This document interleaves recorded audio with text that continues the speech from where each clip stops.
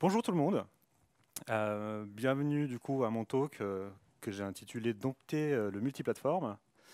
Ça c'est mon nom. Je travaille chez Docker et j'ai des stickers Docker. Donc celui qui arrive à prononcer mon nom aura droit à des stickers.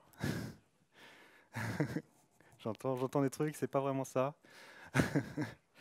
Euh, alors oui, un petit résumé de ce que, de ce que j'ai envie de parler aujourd'hui. Donc on va parler du multiplateforme. On va d'abord voir pourquoi on est là, pourquoi est-ce que j'ai envie de parler de ça. Voir qu'est-ce que ça veut dire une plateforme. Vous allez voir, c'est rigolo. Et après, donc, on va voir comment est-ce qu'on peut compiler pour différentes plateformes, pour faire du multiplateforme, sans trop se prendre la tête. Enfin, c'est comme une grosse prise de tête, mais on va voir les différents choix qu'on a quand on veut faire ça. Et oui, je vais finir avec des petites démos, des exemples concrets, surtout des exemples avec Docker, comment faire des images multiplateformes. Et bon, oui, il y aura une conclusion. Euh, donc oui, pourquoi? Pourquoi est-ce que j'avais envie de parler de ça?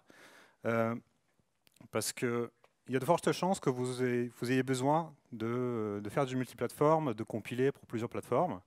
Et même, ça se trouve, vous en avez déjà besoin, mais vous ne le savez pas trop. Euh, Aujourd'hui, avec les Mac ARM, on a forcément tous, je pense, quelqu'un dans l'équipe, ou c'est nous dans cette équipe-là, qui avons un processeur ARM. Euh, alors que votre prod tourne sur du x86. Ou bien vous avez un x86, mais votre prod tourne sur les gravitons de chez AWS. Donc ouais, il y a quand même de fortes chances que vous en ayez de plus en plus besoin, et même aujourd'hui. Donc ouais, quelques exemples. Donc comme je disais, il y a du ARM, il y a du AMD. Alors il y a d'autres plateformes, mais bon, on s'en fout en fait, risque, machin, les trucs d'IBM, je ne connais pas et honnêtement, ça ne m'intéresse pas. L'IoT, bah, si vous voulez compiler pour un Arduino, euh, vous devez compiler, cross-compiler depuis votre ordinateur pour l'Arduino. L'Arduino n'a pas de système d'exploitation, il n'y a pas de compilateur qui tourne sur un Arduino. Et aussi dernièrement, bah, on a beaucoup de WebAssembly qui commencent. WebAssembly qui est une plateforme à elle-même. Et donc, pardon, pour compiler pour WebAssembly, vous devez faire de la cross-compilation. Euh, oui, aussi je suis ici aujourd'hui devant vous parce que j'en ai besoin, j'avais besoin de pas d'en parler. Alors je vais vous expliquer un peu pourquoi. Euh, En décembre dernier, alors ouais, donc je commence par le début. Donc je travaille chez Docker, je travaille aussi de temps en temps sur Docker Desktop. Alors Docker Desktop, nous ce qu'on fait, donc c'est Docker Desktop, c'est une VM. Dedans il y a la VM Linux et on incorpore aussi du QEMU et pour les Mac et main du Rosetta, qui sont des systèmes d'émulation. Et donc j'étais en décembre dans le noyau Linux en train d'essayer de débugger du PHP 7.1 qui s'exfaultait quand on l'exécutait sous Rosetta. Alors c'était rigolo, j'ai appris plein de choses sur le kernel, j'ai appris plein de choses sur les BPF et autres, on a réussi à trouver le problème. Mais après, quand je regardais les trucs, quand même, le premier use Rosetta dans Node, Rosetta avec du JDK, Rosetta avec du PHP et encore du Node. Donc il y a des gens qui font de l'émulation, mais ils utilisent des langages interprétés. Il n'y a aucune raison en fait de faire de l'émulation.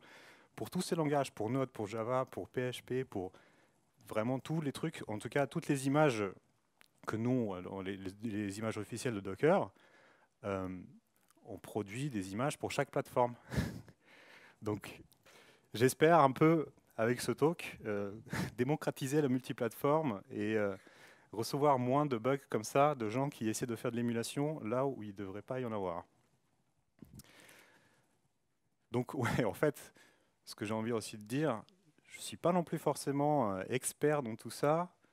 Je connais un peu, mais je me suis dit quand même ça peut être utile d'en parler, de lancer les discussions sur le multiplateforme. Euh, alors ouais, qu'est-ce qu'une plateforme? Alors vous allez voir, c'est simple et c'est rigolo aussi. Donc, une plateforme, pour pas mal de langages, de langages qui compilent pour une plateforme, c'est un truc qui est un système d'exploitation et une architecture. Euh, ça ressemble à ça. Et c'est surtout, par exemple, là, les exemples que je vous montre, c'est les plateformes que vous donnez à Golang et aussi à Docker, parce que Docker, bon, c'est fait en Golang, du coup, on a pris pas mal de choses de Go. Donc, une plateforme, c'est un système d'exploitation, une plateforme. Simple. Sauf que non, il y a aussi certains d'autres systèmes qui utilisent ce qu'ils appellent des target triples. Donc nous, Rust utilise des target triples. Donc ils disent, ouais, c'est une structure simple, c'est une machine, un vendeur, un operating system. Et donc vous voyez là, on a un triple x86 à non-free BSD. Après, on a un triple qui a que 2 éléments. Après, on a un triple qui en a 4. Cherchez pas trop à comprendre, je pense. Je ne saurais pas expliquer. Enfin, si, en fait, le unknown, parfois, bah, en fait, tu peux l'enlever. Enfin, bref, c'est le gros bordel. Et puis, en plus, du coup, j'ai cherché un peu dans le code de Rust. Et donc, je tombe sur ça, le triple qui a 5 éléments. Qu'est-ce que vous voulez que je vous dise? On aime bien compliquer les choses. Et là, voilà. Je suis sûr, après, je suis sûr que c'est très logique, qu'il y a des raisons. Mais je pense que c'est parce que je vieillis, mais ça commence à me fatiguer un petit peu.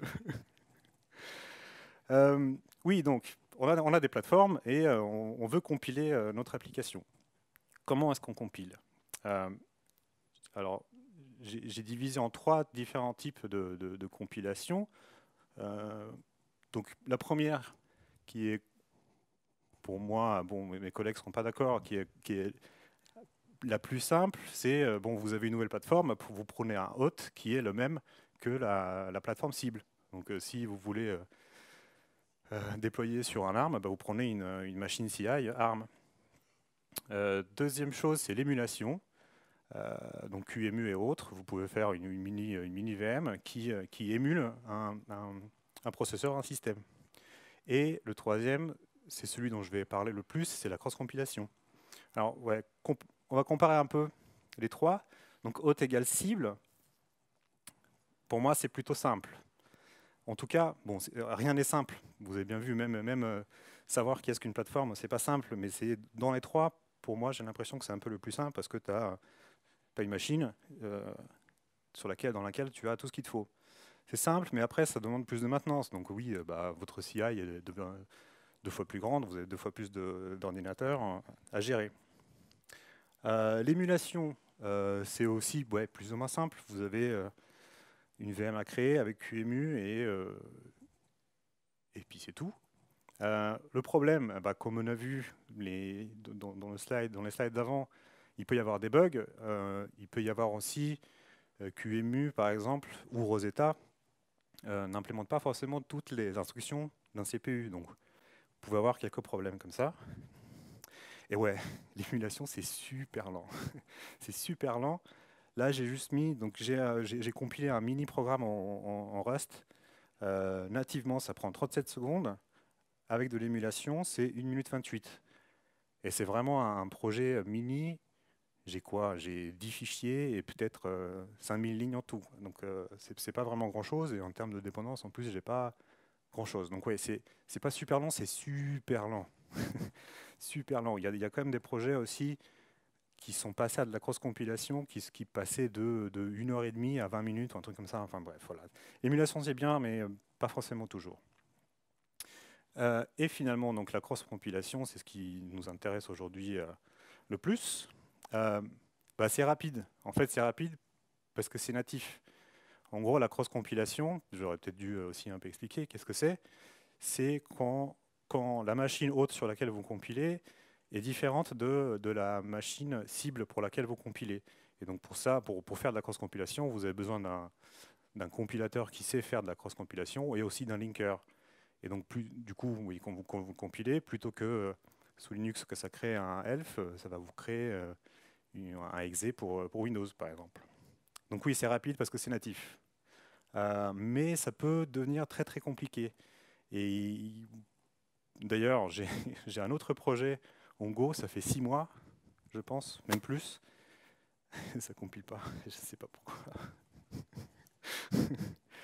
Bon, il est un peu compliqué mon projet, je dépends de V8 du moteur JavaScript. Mais oui, je ne sais pas, ça compile pas, il y a des erreurs, et bref. Donc ça peut devenir très compliqué. Oui, donc comment est-ce qu'on fait? Bah, simple, facile. Alors ouais, avec un petit astérisque, peut-être pas, mais si vous codez dans des langages interprétés, bon, Golang, c'est pas interprété, mais Golang, vous allez voir, c'est quand même super simple, la cross-compilation, ils l'ont fait très bien. Mais oui, Java, Node, Python, tous les autres, eh ben, ça fonctionne, quoi. En fait, ça marche très bien. Il n'y a pas grand-chose à faire en plus pour que vous puissiez compiler pour plusieurs plateformes différentes. Et après, il y a tous les trucs qui sont un peu plus compliqués. Alors, c'est Go, en fait, oui, parce que Golang, en fait, il y a deux langages Go. Il y a Go normal, c'est super, c'est très bien, on cross-compile comme on veut. Et il y a le CGO qui se link avec du C. Et quand vous avez ça à faire, eh ben, c'est le bordel. Et donc, ouais, tous les autres langages compilés, Rust et C++, on va pas non plus tous les lister. Oui, donc je disais, pour Go, c'est simple de cross-compiler. Tout ce que vous avez à dire, c'est bah, je veux mon Go, mon OS Windows, et l'architecture c'est AMD 64, et on fait Go build, et il nous crée un exécutable Windows. C'est tout ce qu'il y a à faire. Tant que vous restez dans Go et pas dans du Sego. Bon, j'ai envie de dire, c'est quand même assez simple. Et après, voilà, avec Rust, vous avez le Rust app où vous ajoutez votre target AMD ou x86, c'est la même chose, pour un Windows. Et après, vous buildez et ça ne build pas. Et puis voilà. Et quand c'est compliqué, c'est compliqué. J'ai essayé de faire fonctionner ce truc, j'ai pas réussi. Bon, après, aussi, j'ai quand même choisi le système Windows. Très souvent, en tout cas, moi, les multiplateformes que je fais, c'est surtout Linux AMD et Linux ARM. Bon, si vous avez vraiment envie de compiler du Windows sur du Linux, bon. Donc on va voir, on va passer aux démos du coup maintenant, et je vais surtout voilà, vous montrer comment est-ce que vous pouvez faire tout ça avec Docker pour faire de la cross-compilation et pour créer des images multiplateformes. Alors, je crois. Est-ce que le texte pour ceux qui sont derrière est assez bien? Super. Juste avant de commencer, tous les exemples que je fais, si je vais dans Settings, dans Docker Desktop, j'ai activé ce petit checkbox qui dit Use Containerd for pulling and storing images. D'ailleurs, je bosse dessus depuis 2 ans. Et c'est une nouvelle manière en fait, qu'on a dans Docker pour pusher les images et pour les stocker. Et ce qui permet en plus, c'est du coup d'avoir des images multiplateformes, de pouvoir les stocker localement. Ce que vous ne pouviez pas faire avant en fait. Vous pouviez télécharger qu'une seule des plateformes de vos images. Alors après, il y a d'autres choses assez sympas qu'on peut faire une fois qu'on active ça, donc activez-le. Si vous voulez que je vous en parle, bah venez me voir, vous aurez des stickers. Très bien, alors on va commencer quand même, c'est toujours trop bas, on va commencer simple, on va voir comment ça se passe dans, c'est Node, ouais Node. J'ai un petit projet Node, alors on va pas non plus, bon voilà, c'est un Hello World. On va essayer d'en faire une image multiplateforme. Donc ce que je vais faire là, on va créer un Dockerfile du coup. Alors oui, je vais écrire 2-3 Dockerfiles. C'est pas vraiment la manière d'écrire des Dockerfiles qui est optimisée ou quoi que ce soit. Les images, je vais prendre le tag latest et autres. M'attaquez pas, me balancez pas des... je veux vraiment juste me concentrer sur ce qu'il faut faire pour faire du multiplateforme. Donc qu'on soit clair. Donc oui, effectivement, je vais juste dire from node. Je ne vais pas lui donner un tag, je m'en fous. Bref. Donc oui, comment faire un Dockerfile déjà pour juste Dockerfile qui va compiler notre appli Node. Donc je vais lui donner un workdir parce que j'aime bien. On fait un copie de toutes nos sources. Il y a mon collègue qui est en train de mourir. Donc on fait un npm install, n'est-ce pas? Et c'est tout en fait, parce que c'est quand même assez simple. Et à la fin, je peux lui dire, OK, ton point d'entrée, c'est j'exécute Node et index.js. Non. Voilà. C'est tout. Je pense, jusqu'ici, tout va bien. Et donc, pour compiler ça, donc, enfin, pour builder, bon, builder normalement, on peut juste faire build, je lui donne un nom Devoxx Node. Si tout va bien, voilà, ça va builder, ça m'a créé mon image. Et maintenant, comment on fait une image multiplateforme? Eh ben, build a un flag. Je vais me le mettre, attendez, hop. Un flag qu'on peut donner, on dit, eh ben, je veux la plateforme, moi je veux la plateforme Linux AMD 64 et la plateforme Linux ARM 64. Là, il va y avoir un peu plus... Non, je ne sais pas pourquoi il me fait ça depuis hier.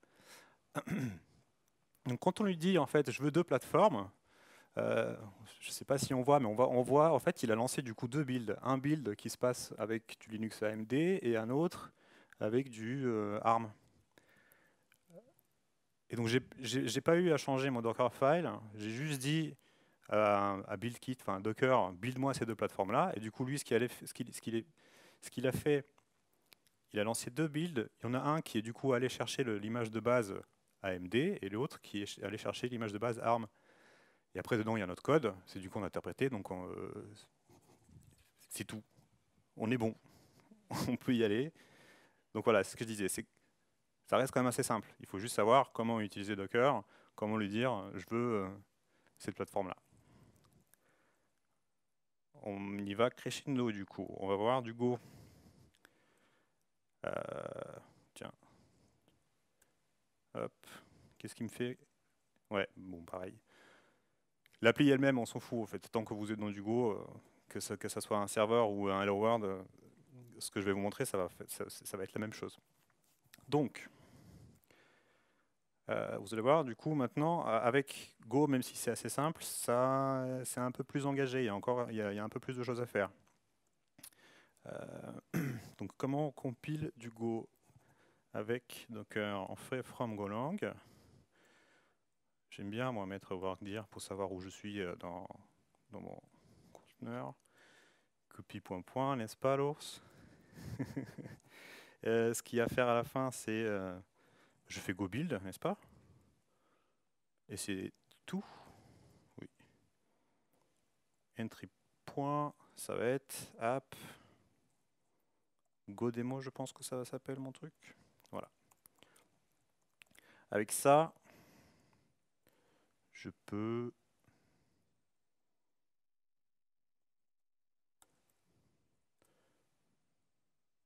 juste voir si ça build. Normalement, ça devrait builder. Oui, ça build.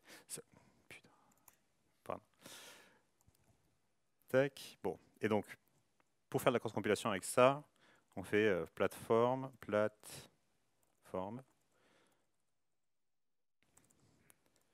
Ah la honte, je ne sais pas écrire. Tac. Donc pareil que Node, je lui ai dit compile-moi. Et en fait, ce que j'ai fait en fait du coup finalement ici maintenant, comme contrairement à l'exemple avec Node, ici j'exécute, je fais run go build. J'utilise de l'émulation. Donc vous avez vu en fait à la fin il y avait l'AMD, bah, il a tourné pendant 9 secondes. Ici là je crois qu'on voit oui 9 secondes pour compiler juste un Hello World, alors que quelque part ailleurs je pense qu'on peut le voir celui de l'ARM. Oui, il a pris 0 secondes en fait. Donc c'est de l'émulation. L'intérêt, c'est que vous n'avez rien eu à changer, ça fonctionne. Si vous êtes prêt à attendre une infinité de temps en plus pour builder, eh ben, vous n'avez plus rien à faire. Mais bon, on va quand même voir maintenant comment est-ce qu'on... Non. Comment est-ce qu'on part de ce Dockerfile et on en fait un qui va nous permettre de faire de la cross-compilation.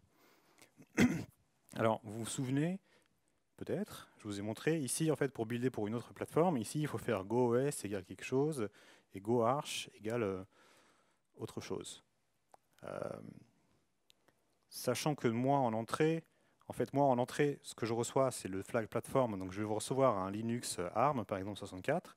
Du coup, il faudrait que je split ça en deux et que je passe Linux à GoOS et que je passe ARM à GoArch, ça veut dire écrire des scripts shell, mais personne ne sait faire des if en shell. Donc on va pas faire ça. Qui sait? Tu sais pas. On va, on va pas faire ça. Euh, et Docker, en tout cas Docker, pas Docker, mais un de nos collègues, justement, le mainteneur principal de BuildKit, qui est l'outil qui build vos images, a créé toute une suite d'outils qui va vous permettre de vous faciliter un peu la vie quand on fait de la cross-compilation, et ça s'appelle XX, cross-cross. Et donc, il a fait une image. Donc, ce qu'on peut faire, je vais prendre un from, il s'appelle Tonis Tigui, et son projet s'appelle XX, et je vais lui donner un nom. Je vais créer c'est un stage, c'est ça l'ours? Oui. Donc dans le XX, il y a plein de script shell, donc c'est lui qui a fait les if pour nous. Euh, Maintenant, ce que je vais faire, eh ben, je vais faire, non pas from, une fois que je suis dans mon image Golang, je vais dire copie-moi depuis l'image XX là-haut que j'ai définie, tout à la racine. Ce qui va me permettre maintenant en fait de faire ici, parce que les scripts qu'il y a, il faut aller regarder aussi la documentation de temps en temps, mais dans XX, si vous avez pas mal de choses, vous avez genre par exemple XX apt-get, il y a aussi XX apk, ou eh ben, vous l'avez deviné, il y a aussi un XX go. Alors ce que ça fait en fait, donc du coup voilà, c'est des wrappers, et ça va vous permettre de dire XX par exemple apt-get installe GCC, et ça va installer GCC pour la plateforme cible, sans que vous ayez à savoir comment ça s'appelle, quels sont les flags ou quoi, donc rien à faire. Donc du coup, je vais effacer tout ça. Du coup, mon build ici devient XXGo build. Voilà. Donc voilà, ça va du coup définir toutes les variables dont Go a besoin pour builder pour la plateforme que je veux. Alors c'est pas fini, parce que là, en fait, mon from Golang, on l'a vu tout à l'heure, en fait, quand on build, ben, je lui donne deux plateformes, et ben, il va pooler cette image pour les deux plateformes. Mais là, on ne veut pas faire ça. On veut pooler que l'image Golang pour ARM, même si on build pour AMD, parce qu'on veut faire de la cross-compilation. Ouais. Du coup, comment faire? Eh ben, il y a ici from, l'instruction from dans un Dockerfile, et là un flag plateforme, et BuildKit Docker définit en fait quelques variables d'environnement que vous avez dans votre Dockerfile, et une de ces variables, c'est la build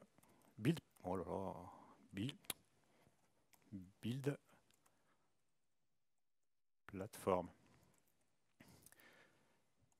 Et donc ça va faire que même si on lui dit build-moi pour la plateforme AMD, sur mon Mac ARM, lui, il va aller chercher la Golang ARM. Par contre, du coup, il reste un dernier truc à faire. Pour que XX sache pour quelle plateforme nous on build, on doit lui dire. Et ça, encore une fois, Docker, il a tout prévu. On a un arg target platform. Alors, ce que je fais ici en disant arg target platform, c'est je dis, je veux utiliser cette variable magique qui s'appelle target platform dans mon Dockerfile. Et arg aussi, du coup, il va non seulement prendre l'argument, que vous pouvez aussi d'ailleurs le passer depuis la ligne de commande, mais aussi définir la variable d'environnement target platform. Et ça va permettre du coup après à XXGo de savoir qu'est-ce que vous voulez faire, pour quelle plateforme vous voulez compiler. Et normalement, je peux builder.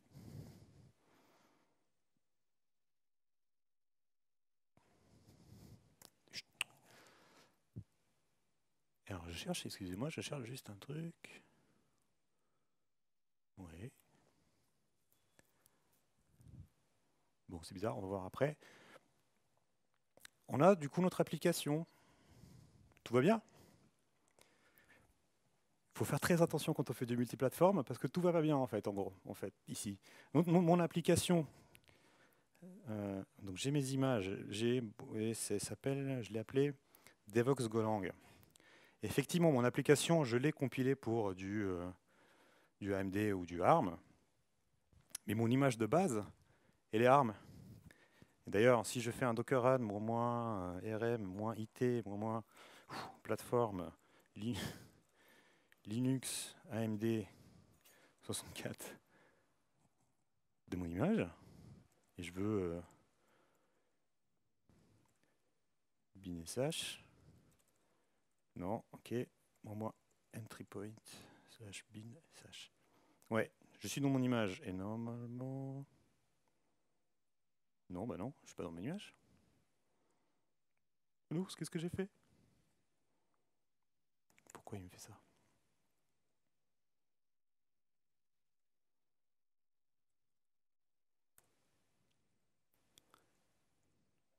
Bash. Bah, j'ai mon démo, oui, en fait, et mon file démo. Oh là là, apt-get update. Apt-get install. File. Bon, j'aurais pu vous dire, vous me croirez, mais je vais vous montrer quand même. Oui. Donc si je fais file de mon fichier démo, ah bah non. Voilà. J'ai fait quelque chose de mal. Bah, l'ours, je t'ai dit de me dire plateforme. Oh là là. Personne. Plateforme. Ok, bah on rebuild. On rebuild et maintenant normalement on va voir ce que je. C'est pas vrai. On va voir ce que je cherchais. Clac, oui.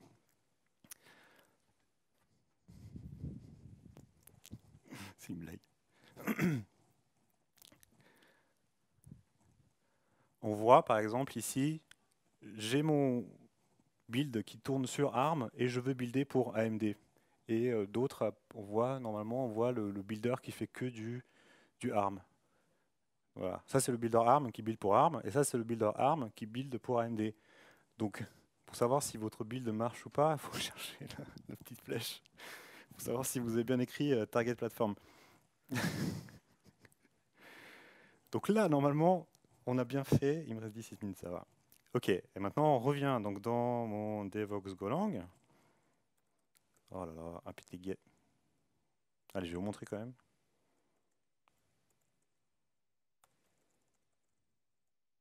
J'aurais pu l'installer, oui. Ouais, bon, je sais pas le faire. Super. Mon application, je suis rentré dans l'image à AMD et c'est bien un ELF x86. Mais si je regarde par exemple, euh, si je regarde file /bin, je ne sais pas qu'est-ce qu'il y a ici, bin 4, c'est un exécutable ARM. Parce que du coup, moi je lui ai dit dans mon Dockerfile,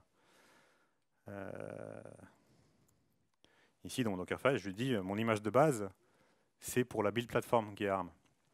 Donc ce qu'il faut faire, en fait, du coup, bon, quand vous faites du Go, ce qui est quand même assez sympa, c'est que Go build de base en statique. Donc ce que vous pouvez faire, c'est juste faire un from scratch, euh, from. Bon, de toute façon, je ne pense pas que je vais l'exécuter. Donc from scratch, et tu fais un copy from build slash app go demo slash app go demo. Donc au moins, vous êtes sûr comme ça que là, as build. Vous êtes sûr que vous n'avez pas des trucs ARM qui sont dans votre image AMD. Alors, j'ai mis from scratch, effectivement, parce que Go, il est statiquement compilé, il n'a pas besoin de grand-chose, mais ici, vous auriez pu aussi dire genre Debian ou quelque chose.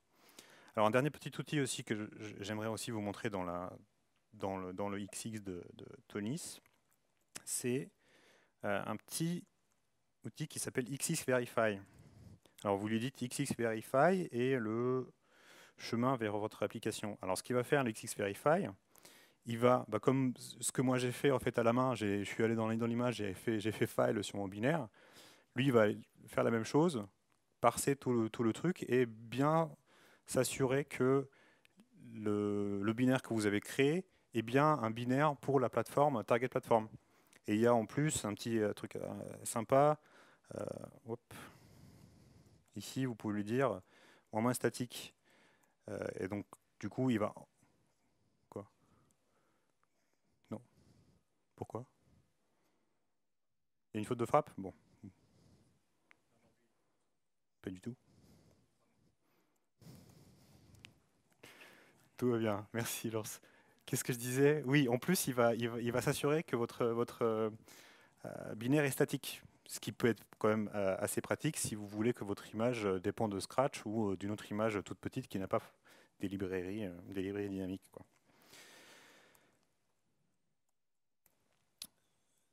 Donc ouais, en fait, au début je disais oui c'est simple, mais bon, ça fait quand même 17 lignes de Dockerfile pour compiler un truc en Go en multiplateforme. Donc bon, rien n'est simple en fait dans tout ce qu'on fait, j'ai envie de dire. Il y a beaucoup de pièges. Euh, mais le truc triste, c'est que c'est pas le pire. C'est pas le pire. On va faire une petite dernière démo euh, avec, avec Rust. Est-ce que j'ai envie? Oui, allez. Donc, avec Rust. Alors ici, bon, ouais, je sais pas pourquoi, mais en Rust, j'ai pas fait un Hello World. J'ai fait un. Tiens, je vais faire un petit serveur qui fait un Hello World en fait, mais il lance un serveur. Donc, du coup, la compilation est un peu plus lente, mais j'espère que j'ai encore des choses en cache. Je sais pas pourquoi j'ai fait ça. J'aurais dû faire juste un Hello World. Bref. Allez, on y va. Docker. La honte. Dockerfile. Donc on fait from Tonis. Ça, on a déjà vu. Tiggy. Je vais prendre mon Rust.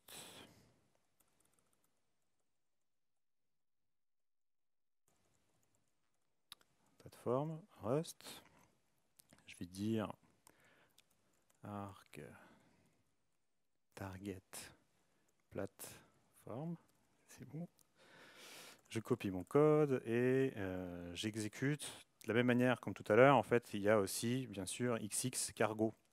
XX cargo build, moins release pour builder en mode release. Je vais faire tout de suite, quand même. Non, je ne vais pas faire tout de suite. Euh, Qu'est-ce que je vais dire? Oui. Si, oui. Donc, du coup, ce qu'il faut que je fasse, c'est un from.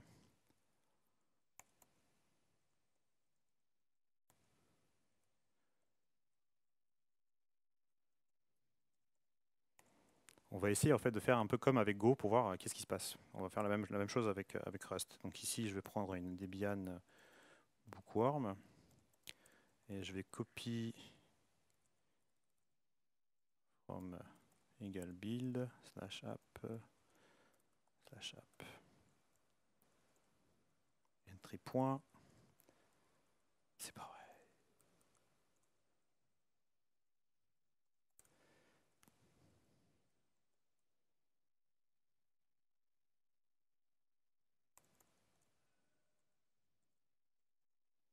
Build.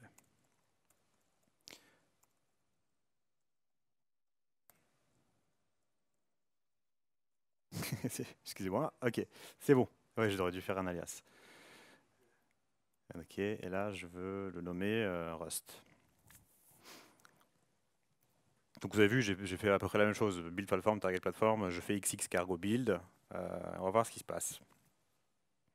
XX cargo not found, effectivement, parce que j'ai oublié de faire un petit copy from XX //. Merci. Où ça? Ah oui.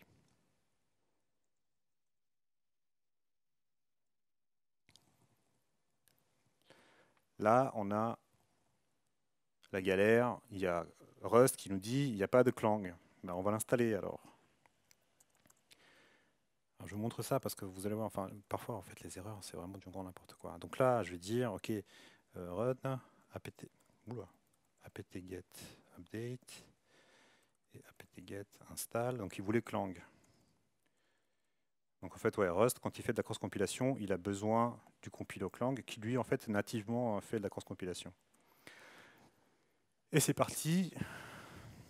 Heureusement que le Wi-Fi est très bien en fait dans cette conférence, parce que je suis en train de télécharger des trucs. Donc on va voir si s'il réussit à builder.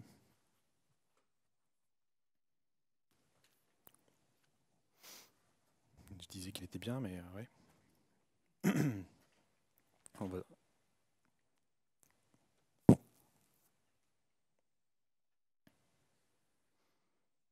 Donc, pendant que ça build, je peux vous dire que je suis très content de passer le premier jour le matin et pas le dernier jour l'après-midi comme quelqu'un ici. Souvent, ça m'arrive d'être le dernier jour et du coup, je passe ma conférence à stresser. Là, au moins, j'aurai fini dans 10 minutes. Je pourrai profiter et parler avec les gens. Est-ce qu'il va réussir à télécharger tout ça? Ah oui, ça y est, il compile. Il est en train de compiler les deux. Ouais, j'aurais dû faire un Hello World parce que du coup, on se tape aussi la compilation de Rust qui est tout mais pas rapide. Update, download. Le pire, c'est que tout ça, en fait, pour vous montrer que ça va pas réussir à builder, que ça va failer, pour après relancer. Mais on va quand même attendre pour vous montrer parce que quand on fait de la cross-compilation, quand il y a une erreur, euh, vous savez pas. Vous savez vraiment pas ce qu'il y a à faire. Dans mon projet dont je vous ai parlé, qui compile plus depuis 6 mois, euh, à un moment, ça fait bah ouais. À un moment, en fait, l'erreur, c'était ni dans mon code, ni dans mon Dockerfile, c'était juste, j'ai eu à changer la version de Debian parce qu'il y avait la version de Debian que j'utilisais avait la libc qui était toute pétée. Et l'erreur qui vous donne, il me montre pas l'erreur. Ah oui, c'est l'app not found. Bon, attends. Si, ce que je veux faire, c'est je veux copier ça.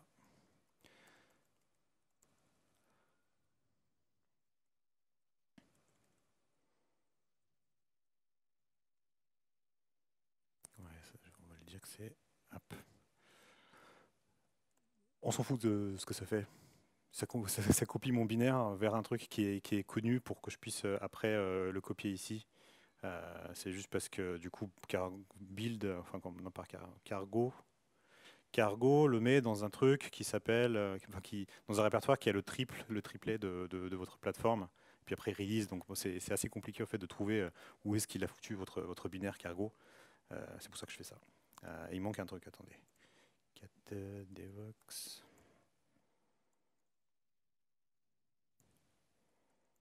Heureusement que j'ai préparé mon petit pense bêta.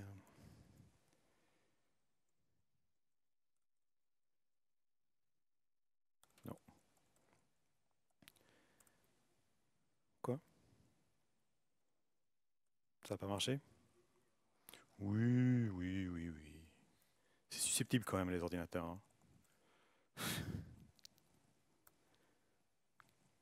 Bon, je vais relancer. Ok, il va pas. Ok, il va. Vas-y, fail. Compile. Il reste 6 minutes.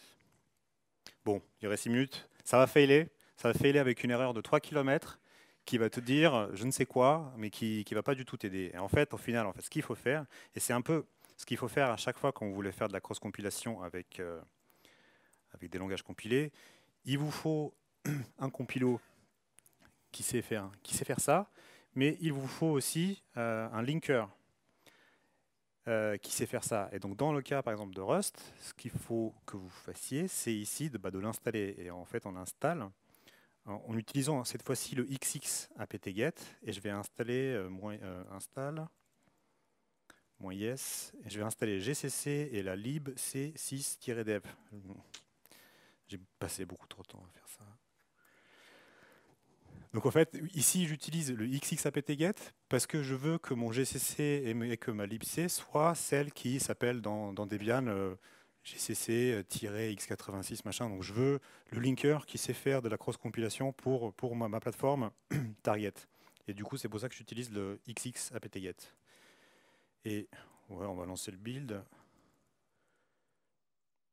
pendant que ça build. Ils sont où mes slides? Ils sont où mes slides?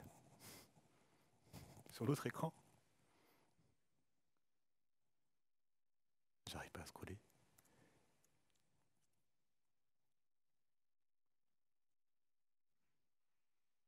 Bon, j'arrive pas à trouver mes slides, les mecs. Et bon.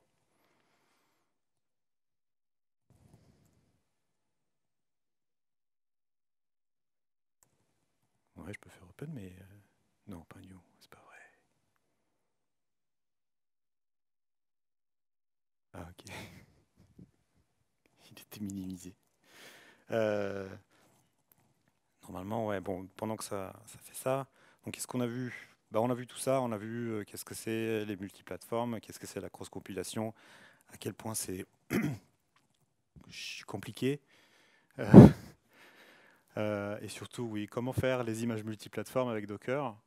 Euh, je vous ai mis aussi, je sais pas, je vais partager sûrement les slides, j'ai mis quelques liens. Euh, donc le fameux XX de Tony Stiggy qui est quand même vachement sympa quand on fait de la cross-compilation. Un lien vers Docker Build Cloud. J'ai oublié de le montrer, mais vous pouvez aussi build dans le cloud. Nous, on donne des builders AMD à ARM si vous voulez faire votre build. Euh, Magnifique blog post de Tonis qui explique un peu aussi, un peu plus en profondeur en fait. Ah, tais-toi. En profondeur en fait comment faire la cross-compilation avec Docker et un lien vers justement le containerd que je vais montrer dans les settings de Docker Desktop. Et donc, puisque le truc s'est ouvert, ça veut dire, voilà, on a réussi à builder, enfin, on a réussi à builder notre projet Rust en multiplateforme.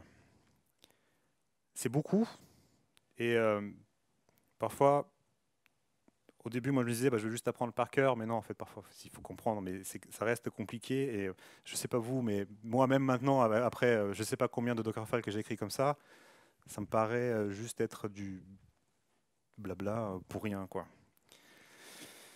Je ne sais pas pourquoi on ne peut pas faire des choses simples comme en Go, où on dit GoS égale ça, et puis voilà. Il nous reste 2 minutes 30, j'ai parlé trop longtemps. Euh, Si vous avez des questions, vous aurez droit à des stickers. Mais il nous reste 2 minutes. En tout cas, merci de m'avoir écouté les 45 dernières minutes.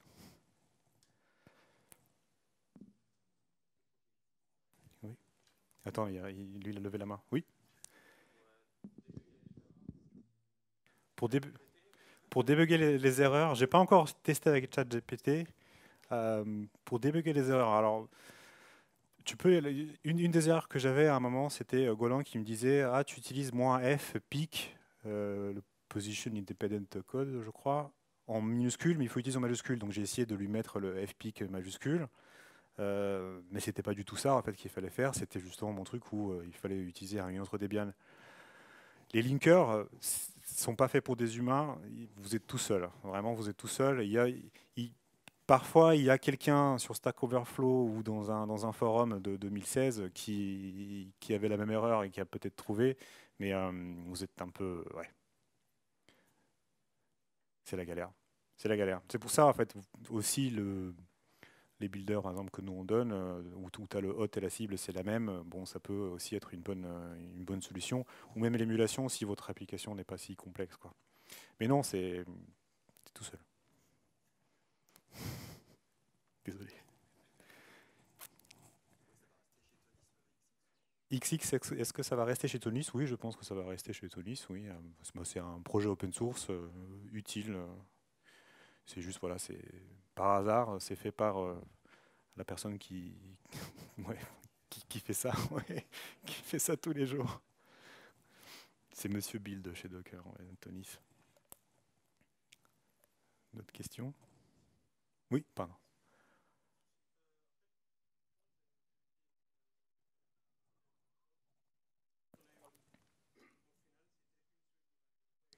Au final, oui, c'était une seule image. Je peux vous montrer. Oui, la question c'était quand j'ai buildé mon truc de multiplateforme, est-ce qu'au final c'était une seule image ou plusieurs images?